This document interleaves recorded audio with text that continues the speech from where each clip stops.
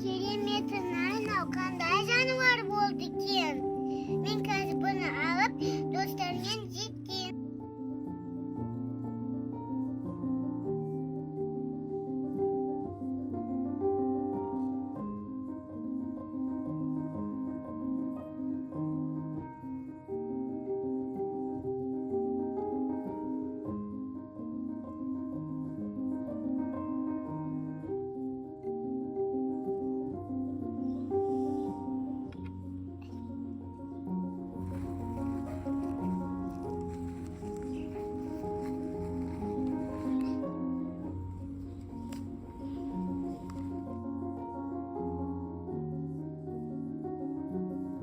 Қараңдаршы достарым, бізге қонаққа кішкентай жануарлар келіпті.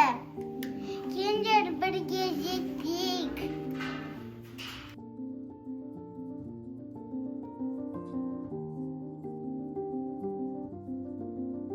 Алқасында үй бар сияқты.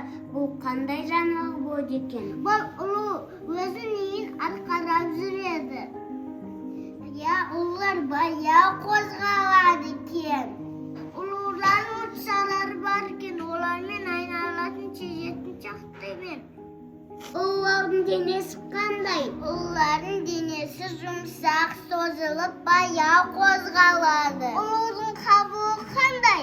Ұлылардың қабығы қоңыр, әдемі жолақтары бар. Ұлылар қайдан пайда болған?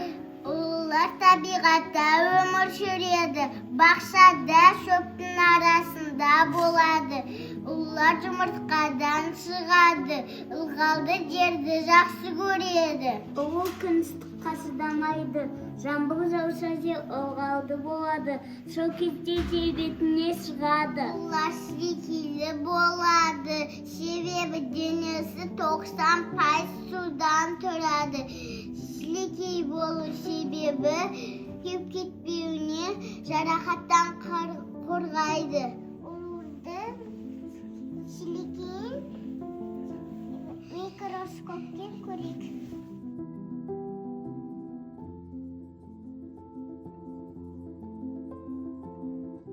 Сілекейінде іздер бар екен. Келіңдер достар, ұлыларды тамақтандырайық. Ұлылар не жейді? Ұлылар қияр жейді, салаттың жапырағын жейді. Өте баяу қозғалады екен. Ұлылар көбінеспен салаттың жапырағын жеп жатыр. Достарым, табиғат